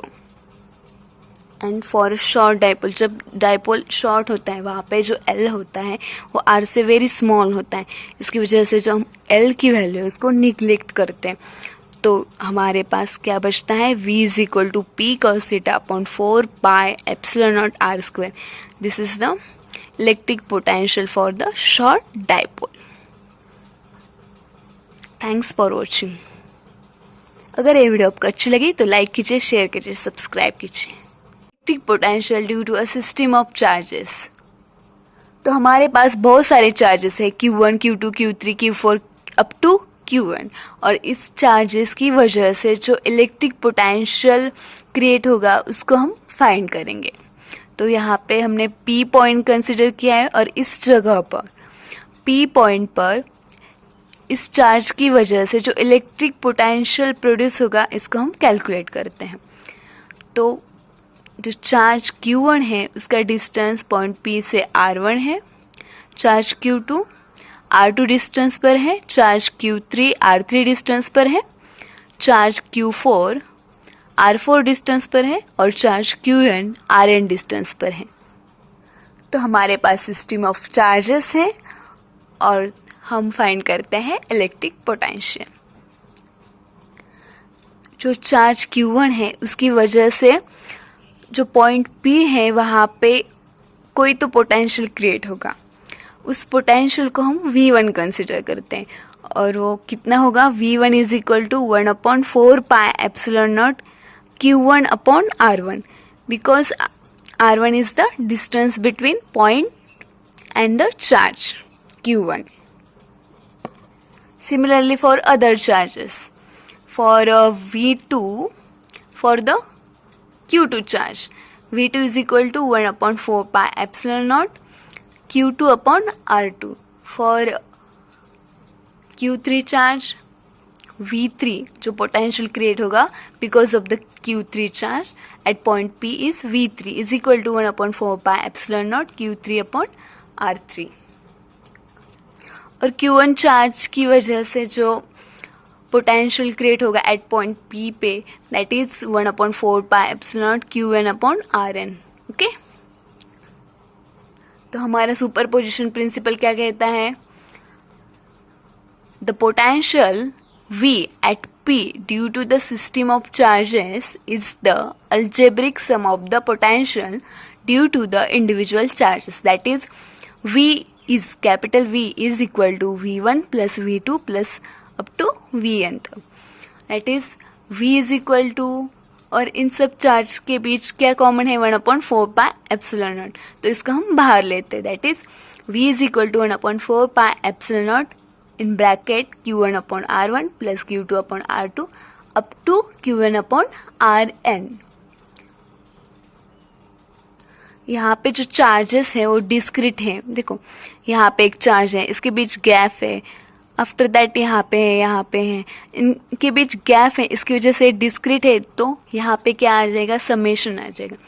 जहाँ पर भी डिस्क्रीट चार्ज डिस्ट्रीब्यूशन होता है वहाँ पे समेशन आता है, और जहाँ पर कंटिन्यूस चार्ज डिस्ट्रीब्यूशन होता है, मीन्स इसके बीच गैप नहीं होता है, कंटिन्यूसली चार्ज होता है, वहाँ पे इंटीग्रल आता है। तो यहाँ पे डिस्क्रीट है, इसकी वजह से यहाँ पे समेशन आ जाएगा। तो हम इस सम को ऐसे भी लिख सकते हैं, V is equal to 1/4πε0 summation over I from 1 to n, that is I from 1 to n QI/RI, that is electric potential due to a system of charges. Thanks for watching. अगर ये वीडियो आपको अच्छी लगी तो like कीजिए, share कीजिए, subscribe कीजिए। Find करेंगे potential energy of a system of 2 point charges. तो हमारे पास दो चार्जेस हैं Q1 and Q2। First diagram में आपको दिखाई दे रहा होगा कि वहाँ पे जो चार्जेस है Q1 और Q2 इन्फिनाइट डिस्टेंस पे, तो इसकी वजह से इनके बीच कोई इंटरेक्शन नहीं होगी, तो इसके बीच कोई पोटेंशियल एनर्जी नहीं होगी। जो सेकेंड डायग्राम है वहाँ पे आपको दिखाई दे रहा होगा कि हमने पॉइंट चार्ज Q1 को इन्फिनिटी से पॉइंट A तक लाया है, और उसे A तक लाने के लिए हमें कोई वर्क डन नहीं करना पड़ेगा, बिकॉज कोई अनदर चार्ज उस फ्रेम में नहीं है, इसकी वजह से कोई इंटरेक्शन नहीं होगी, उसकी वजह से उसके ऊपर कोई फोर्स नहीं एक्ट होगा। तो इन्फिनिटी से उस चार्ज को पॉइंट A तक लाने के लिए हमें कोई वर्क डन नहीं करना पड़ेगा। तो आपको थर्ड डायग्राम में आपको दिखाई दे रहा होगा कि चार्ज Q1 और Q2 both are in this frame. तो हमने चार्ज Q1 को लाया है फर्स्ट टाइम, तो उसके ऊपर कोई वर्क डन नहीं करना पड़ेगा। बट जब हम चार्ज Q2 को इन्फिनिटी से वहाँ तक लाते हैं तो हमें वर्क डन करना पड़ेगा, बिकॉज ऑलरेडी जो चार्ज Q1 है वहाँ पे प्रेजेंट है, इसकी वजह से उसके ऊपर कोई फोर्स एक्ट हो गई उस दोनों चार्ज के बीच। दो लाइक चार्ज हो गए, दोनों चार्ज पॉजिटिव है और दोनों चार्ज नेगेटिव है, तो एक दूसरे को रिपेल करेंगे, और उस फोर्स ऑफ रिपल्शन के अगेंस्ट हमें काम करना है। तो उसके लिए हमें कोई वर्क और फोर्स अप्लाई करना पड़ेगा, कोई वर्क करना पड़ेगा। ओके, वर्क इज द क्या, फोर्स इनटू डिस्प्लेसमेंट होता है। ओके, तो यहाँ पे जब हम चार्ज Q2 को इस फ्रेम रेफरेंस में लाते हैं तो उसके लिए हमें कोई वर्क करना पड़ता है। ओके, तो आपको डायग्राम में दिखाई दे रहा होगा, हमने दोनों चार्ज को इन्फिनिटी से इस पोजीशन तक लाया है, चार्ज Q1 को पॉइंट A तक और चार्ज Q2 को पॉइंट B तक, और जो ओरिजिन है वहाँ से पॉइंट A की और चार्ज Q1 की डिस्टेंस कितना है, R1 है, और जो चार्ज Q2 है वहाँ से ओरिजिन का और ओरिजिन से Q2 का डिस्टेंस कितना है, R2 है, और जो दो चार्जेस है Q1 और Q2 इसके बीच की दूरी कितनी है, R12 है। ओके, तो इस दो चार्ज की वजह से Q1 और Q2 की वजह से जो इलेक्ट्रोस्टैटिक पोटेंशियल एनर्जी प्रोड्यूस होगी इसे हमें फाइंड करना है। तो इलेक्ट्रोस्टैटिक पोटेंशियल एनर्जी क्या होती है, the electrostatic potential energy of a system of point charges is defined as the total amount of work done to assemble the system of charges by bringing them from infinity to their present location. Okay, जो charges है उन charge को infinity से there present location यहाँ तक लाने के लिए उसे कितना वर्क डन करना पड़ेगा इसके बराबर हो जाएगी। ओके, तो हमारे पास दो चार्जेस हैं Q1 एंड Q2, और उसका डिस्टेंस जो ओरिजिन है वहाँ से R1 और R2 है। ओके, R1 और R2 डिस्टेंस की दूरी पर चार्ज Q1 और Q2 लोकेट हैं। ओके,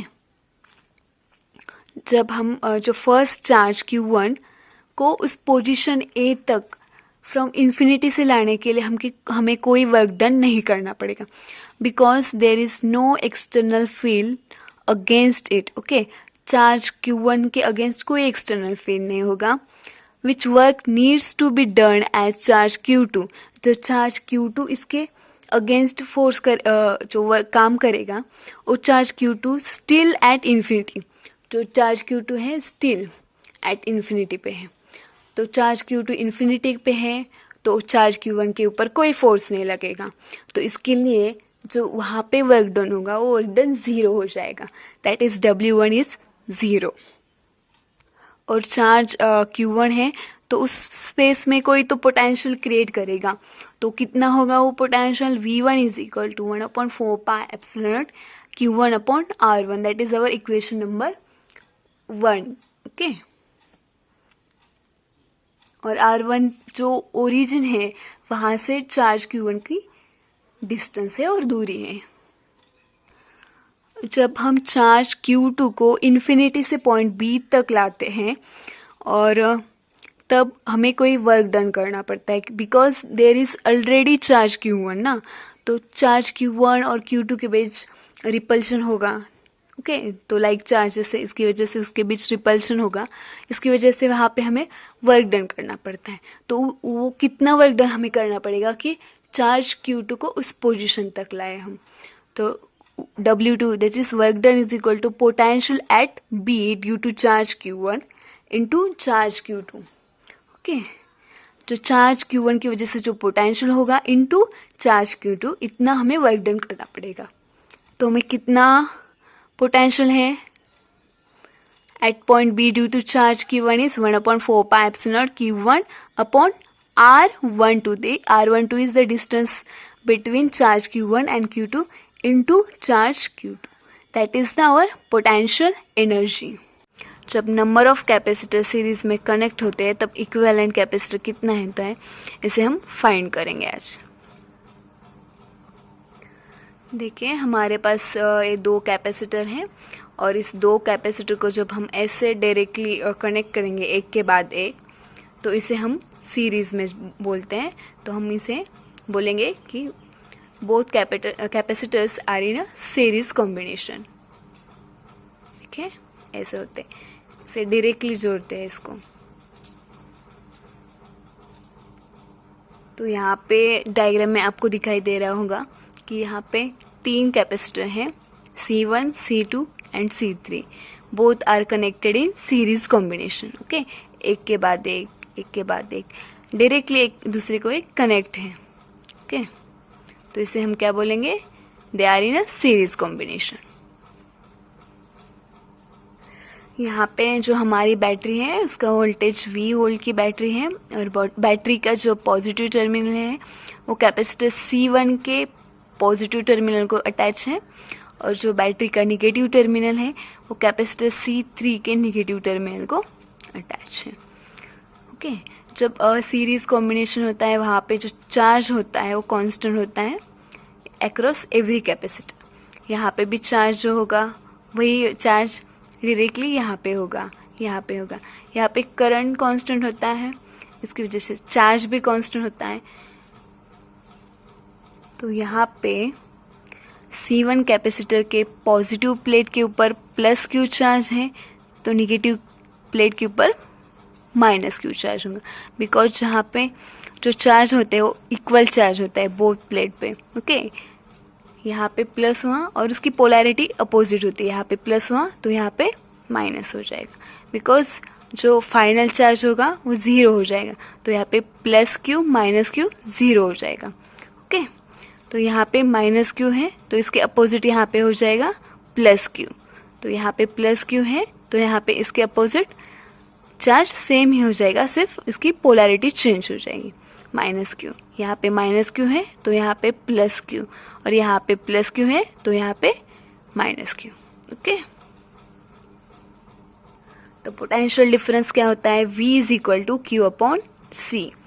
तो across the C1 potential difference is V1 is equal to Q upon C1 across the C2, the potential difference V2 is equal to Q upon C2, और across the C3 potential difference V3 is equal to Q upon C3.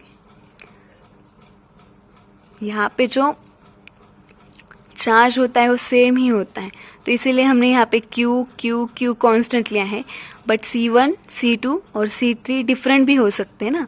देखिए यहाँ पे एक ऐसा capacitor हो सकता है, okay, तो एक हम ऐसा यूज़ कर सकते हैं, तो इसका कैपेसिटेंस डिफरेंट हो जाएगा, तो जो पोटेंशियल डिफरेंस है वो भी डिफरेंट हो जाएगा. तो अब हम इसका इक्विवेलेंट कैपेसिटेंस फाइंड करेंगे.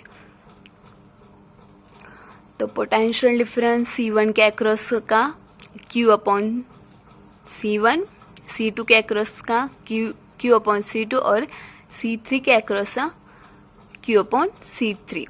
That is the total capacitance of the whole circuit to be CS. That is CS means capacitance of series combination. That is CS.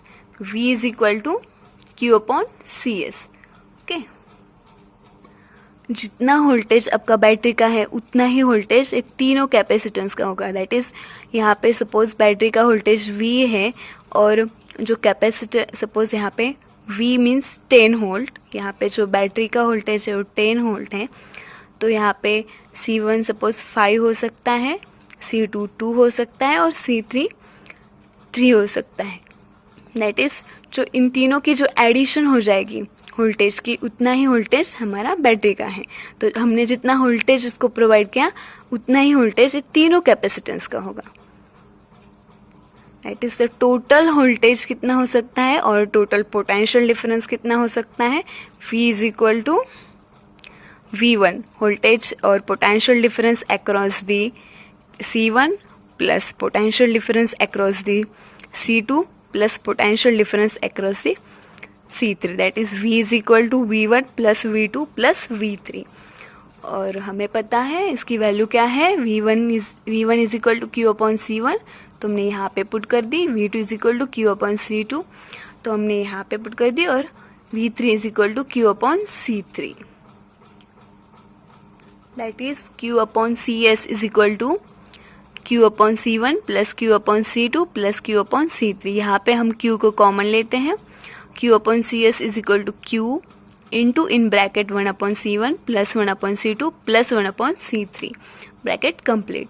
तो यहाँ पे Q है, यहाँ पे Q है, दोनों साइड को Q है, इसीलिए हम इसको कैंसिल करते हैं. That is 1 upon CS is equal to 1 upon C1 plus 1 upon C2 plus 1 upon C3. That is the equivalent capacitance. और total capacitance of the whole circuit is 1 upon CS is equal to 1 upon C1 plus 1 upon C2 plus 1 upon C3. Okay, जब हमारे पास n number of capacitor होते हैं तो इसको हम एक से एक्सटेंड करते हैं. 1 upon CS is equal to 1 upon C1 plus 1 upon C2 plus 1 upon C3 dash dash dash up to 1 upon CN. Okay, और इसको हम ऐसे भी लिख सकते हैं in the form of summation. That is 1 upon CS is equal to summation over I from 1 to N. That is I कहाँ से स्टार्ट हुआ, 1 से, और कितने नंबर है अप टू N तक. That is I start from 1 to N 1 upon CI. Okay, और जब हमारे पास दो ही कैपेसिटर होते हैं सीरीज में तो हम इसको ऐसे लिख सकते हैं 1 upon CS is equal to 1 upon C1 plus 1 upon C2. जब हम इसको क्रॉस मल्टीप्लाई करते हैं तो दैट इज इक्विवेलेंट कैपेसिटेंस कितना आता है. CS is equal to C1 into C2 upon CS plus C2. That is यहाँ पे मल्टीप्लीकेशन अपॉन एडिशन होती है. जब पर सिर्फ दो ही कैपेसिटर होते तब हमें फॉर्मूला यूज कर सकते हैं, अदरवाइज आपको ये फॉर्मूला यूज करना पड़ेगा. और जब कैपेसिटर्स की जो वैल्यू होती है वो सेम वैल्यू के इक्वल कैपेसिटर्स होते हैं तब हम इसको ऐसे भी लिख सकते हैं 1 upon C equivalent is equal to N upon C, और इसका रेसिप्रोकल लिया है तो कैसे हो जाएगा C equivalent is equal to C upon N. That is उसकी जो कैपेसिटर की वो जो वैल्यू है कितनी माइक्रोफेरेड, नैनोफेरेड, वो कुछ भी अपॉन जितने नंबर ऑफ आपके पास कैपेसिटर है उसकी वैल्यू यहाँ पे। तो बहुत इजी है ऐसा फाइंड करना। Okay, thanks for watching. अगर ये वीडियो आपको अच्छी लगी तो लाइक कीजिए, शेयर कीजिए, सब्सक्राइब कीजिए। फिर में हम कैपेसिटर इन पैरेलल कॉम्बिनेशन देखेंगे। तो हमारे पास 3 कैपेसिटर हैं, C1, C2, C3, और इन तीनों को हमने पैरेलल कॉम्बिनेशन में ज्वाइन किया हुआ है। और यहाँ पे हमारा सोर्स है और बैटरी है, और इस बैटरी का जो पॉजिटिव टर्मिनल है वो जो कैपेसिटर के पॉजिटिव प्लेट है उसको अटैच है, और इसका जो निगेटिव टर्मिनल है जो कैपेसिटर के निगेटिव प्लेट्स हैं उसको अटैच है। तो यहाँ पे क्या होगा, जो पोटेंशियल डिफरेंस है वो तीनों कैपेसिटर के अक्रॉस सेम रहेगा, because of this positive terminal attach to the positive plate और negative terminal attach to the negative plate. तो इसके बीच का जो पोटेंशियल डिफरेंस रहेगा C1, C2, C3 के बीच का वो सेम रहेगा। दैट इज यहाँ पे जो पोटेंशियल होता है, वो जो वोल्टेज होता है वो सेम होता है, बट यहाँ पे जो चार्ज होता है वो डिवाइड होता है, बिकॉज यहाँ पे जंक्शन पे आके जो चार्ज होता है वो डिवाइड हो जाता है। हमारा करंट भी जब जंक्शन पे आता है तो वहाँ पे वो डिवाइड होते हैं। तो इसी तरह जो चार्ज होता है वो भी जो जब जंक्शन पे आता है तब वो डिवाइड होता है। जैसे कि यहाँ पे Q1 हो गया, यहाँ पे Q2 हो गया, यहाँ पे Q3 हो गया। और Q1, Q2, Q3 की वैल्यू डिपेंड करेगी जो कैपेसिटर है उसकी कैपेसिटेंस के ऊपर। तो C1 हमने अलग यूज़ किया, C2 हमने अलग यूज़ किया, C3 हमने अलग कैपेसिटर यूज़ किया। तो जो इसके अकॉर्डिंग इस Q1, Q2, Q3 की वैल्यू हो जाएगी। जो Q1 कितना यहाँ पे जाता है, Q2 कितना यहाँ पे जाता है, Q3 कितना यहाँ पे जाता है, जो इसके कैपेसिटर के ऊपर डिपेंड करेगा। ओके, और जो टोटल चार्ज हो जाएगा Q क्या होता है, Q1 plus Q2 plus Q3। Okay, जो यहाँ पे आ जाएगा वो Q charge Q1 plus Q2 plus Q3। That is our equation number 1। और जो कैपेसिटेंस होता है C इज इक्वल टू क्या होता है, Q अपॉन V होता है। दैट इज Q क्या होता है, C इंटू V हो जाएगा। Q is equal to C into V। That is Q is equal to Q1 plus Q2 plus Q3। और Cp हमारा यहाँ पे क्या है, Cp is the equivalent capacitance of the parallel combination. जो parallel combination होगा, इस पैरेलल कॉम्बिनेशन का इक्विवेलेंट कैपेसिटेंस कितना होगा, वो Cp हो जाएगा। That is Q, that is Cp into V। That is Q is equal to क्या है यहाँ पे Cv, और Q is equal to Q1 plus Q2 plus Q3। That is यहाँ पे इक्विवेलेंट चार्ज है ना Q, तो equivalent capacitance CpV is equal to C1V। Okay, Q1 के अक्रॉस का जो पोटेंशियल होगा और जो कैपेसिटेंस होगा C1V plus C2V plus C3V। Okay, और यहाँ पे जो V है वो कॉमन है, तो हम V को कॉमन लेते हैं। CpV is equal to V into C1 plus C2 plus C3। और जो कॉमन है बोथ साइड को, इसकी वजह से हम इसको कैंसिल करते हैं। That is Cp is equal to C1 plus C2 plus C3। That is our equivalent capacitance in parallel combination. और जब हमारे पास n नंबर ऑफ कैपेसिटर होते हैं तब वो क्या होता है, Cp is equal to, formula extend कब तक होता है, n तक होता है। That is Cp is equal to C1 plus C2 plus dash dash dash up to Cn। Okay, for n number of capacitor. Okay, directly इसकी addition करनी पड़ती है हमें। और जब कैपेसिटर की वैल्यू सेम होती है और एक ही वैल्यू की जब हम सब कैपेसिटर यूज करते हैं तो उसका इक्विवेलेंट कैपेसिटेंस कितना आ जाएगा, C equivalent is equal to n into C।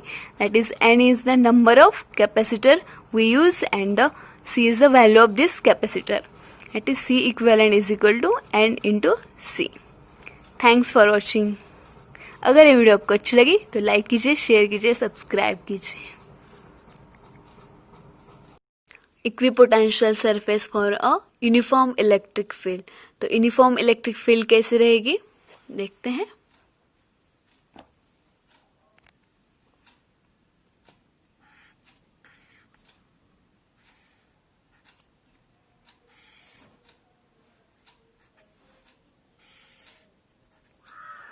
कैसी रहेगी हमारी यूनिफॉर्म इलेक्ट्रिक फील्ड। और वी नो दैट जो इक्विपोटेंशियल सरफेस है उसको जो इलेक्ट्रिक फील्ड होती है वो क्या होते हैं, हमेशा नॉर्मल होती है। जो इक्विपोटेंशियल सरफेस और इलेक्ट्रिक फील्ड उसके बीच का जो एंगल बनता है वो हमेशा 90 डिग्री होता है। तो यहाँ पे भी कुछ ऐसा ही होगा। चलो देखते हैं। तो equipotential surface for uniform electric field,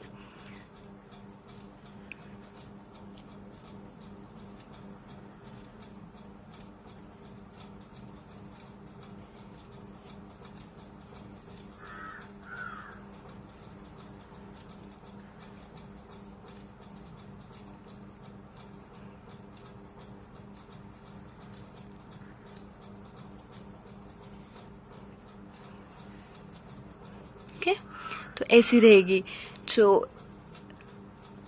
equipotential surface for uniform electric field. तो इस यहाँ से ऐसे दिखाई दे रहा है कि ये जो इलेक्ट्रिक फील्ड है ये हमारी इलेक्ट्रिक फील्ड है ई बार। तो इक्विपोटेंशियल सरफेस है, इसको क्या है, परपेंडिकुलर है। तो इसके equipotensial surface for a dipole. Dipole means two charges which have same magnitude but different polarity. तो कंसिडर करते हैं डायपोल।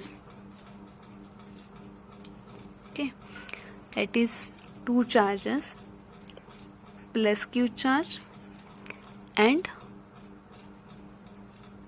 minus q charge. जब प्लस चार्ज होता है वहाँ पे जो इलेक्ट्रिक फील्ड की डायरेक्शन होती है वो आउटवर्ड होती है हमेशा।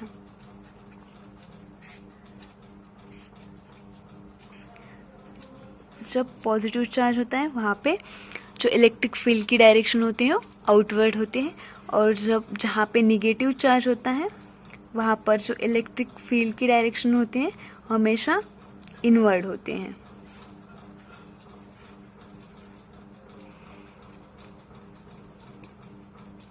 और इलेक्ट्रिक फील्ड की डायरेक्शन हमेशा पॉजिटिव टू निगेटिव होते हैं। तो यहाँ पे जो इलेक्ट्रिक फील्ड है इसकी डायरेक्शन हमेशा पॉजिटिव टू निगेटिव रहेगी।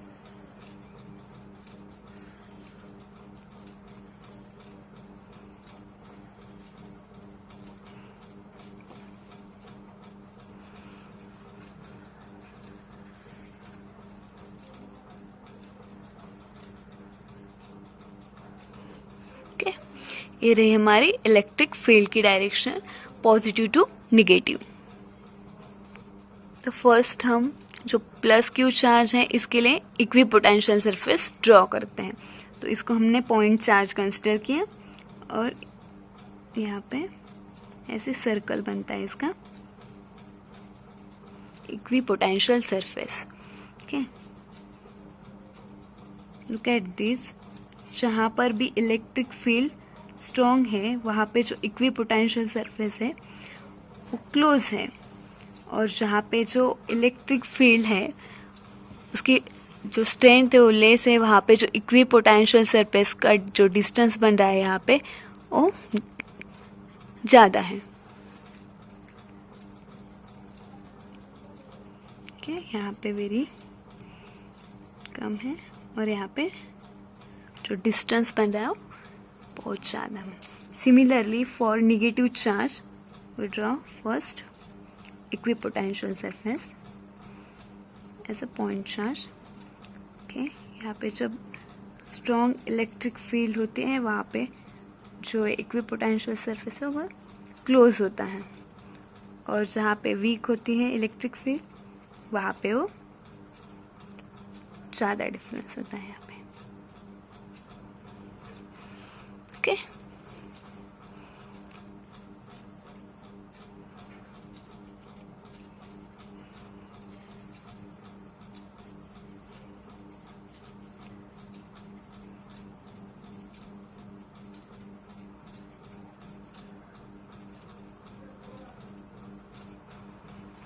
ऐसे होते हैं equipotential surface for a dipole. Equipotential surface for two identical charges. दो चार्जेस जब आइडेंटिकल हैं तो एक दूसरे को रिपेल करेंगे। देखते हैं, हमारे पास दो चार्जेस हैं, प्लस क्यू, यहाँ पे भी प्लस क्यू। ओके, और जो इलेक्ट्रिक फील्ड की डायरेक्शन होती है, जब प्लस चार्ज होता है वहां पे वो आउटवर्ड होती है। ओके, तो यहाँ पे जो इलेक्ट्रिक फील्ड की डायरेक्शन होगी वो ऐसी हो जाएगी।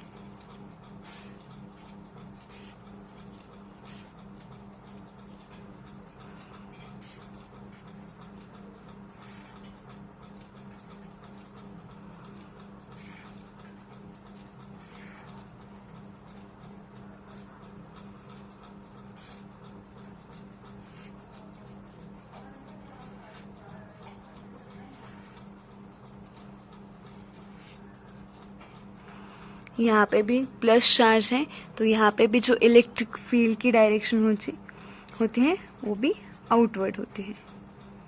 ओके, इस तरह।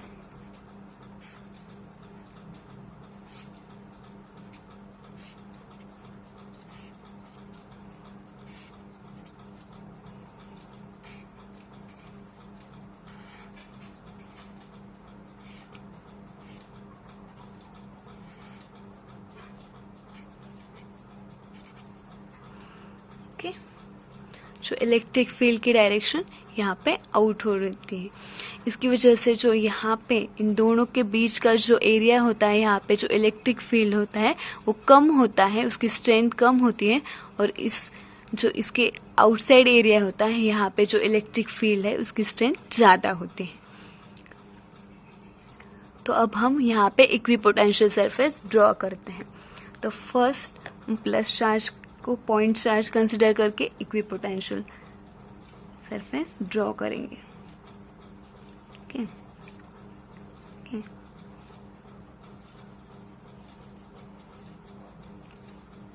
Look at this.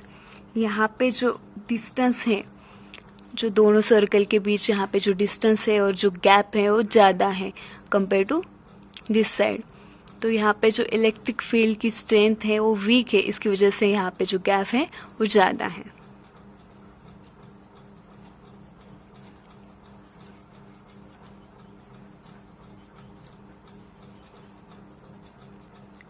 सेम चीज यहाँ पे भी।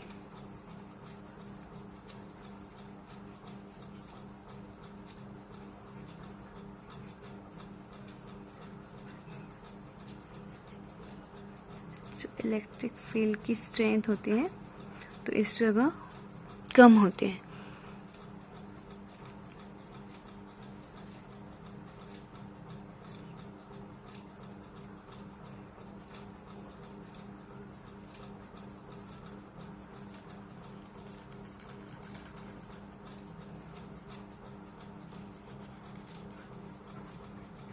ऐसे लास्ट वाले ऐसे।